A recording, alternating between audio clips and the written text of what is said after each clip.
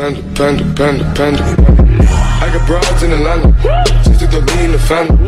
Credit cards and the scammers. French cities remain inundated with thousands of migrants who are living on the streets. In a November speech in Burkina Faso, in Ouagadougou, the capital, the French president explained why many of them must go and leave France. Quote, "I can't tell my middle classes who work, who pay taxes, that it's great.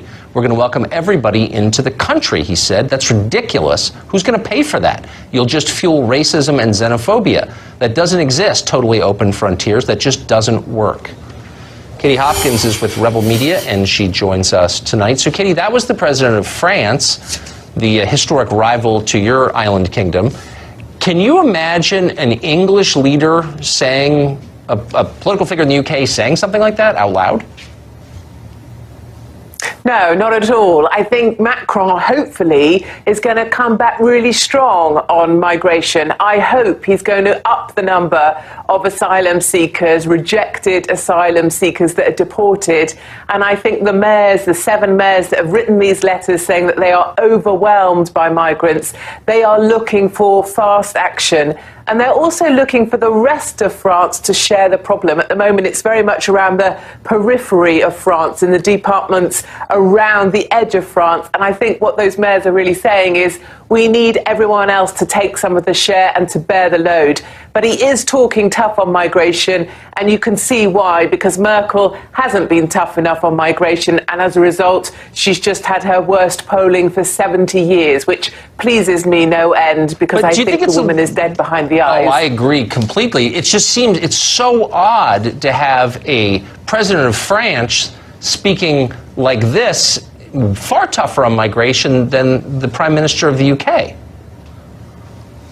Absolutely. I think Theresa May has been nothing but a disappointment to so many of us, because she seems to be a massive appeaser. The more that we get attacked, the more we are threatened by the people that she welcomed to our country, the more we seem to pander to them. And that's craziness. To hear Macron coming back really strong is a very positive thing. And of course, there are other people now coming out strong as well. We've got Italian elections coming up on March the 4th. It looks like they will go centre-right, right-wing, anti the EU. And of course, the Eastern Europeans are rising up as well, and they're saying no more migrants. We've got Poland, Hungary, others all saying, no, we won't take your quotas, we aren't taking any more people, and we're rejecting the migrants from our country. And I think that gives us some indication of the sort of spirit of the people that are now saying, we don't want these people anymore. We've just seen a report out in Germany that says that 90% of violent crime, that's an uptick in violent crime, 90% is committed by migrants. And there's so many of us that are saying, yes, we knew this all along. We did try to tell you when we said back in 2015, stop the boats. We said that for good reason. I never understand this idea, Tucker, that just because we're doing better than another country, you just invite yourself over. You know, like as if my mother-in-law, for example, likes to come over for Sunday roast. I don't invite her all the time because I don't want her in my house.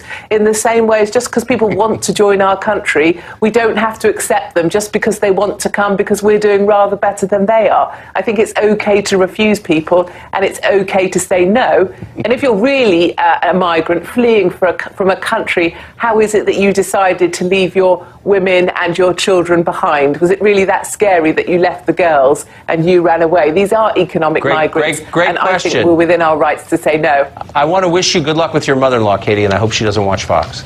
Great to see you.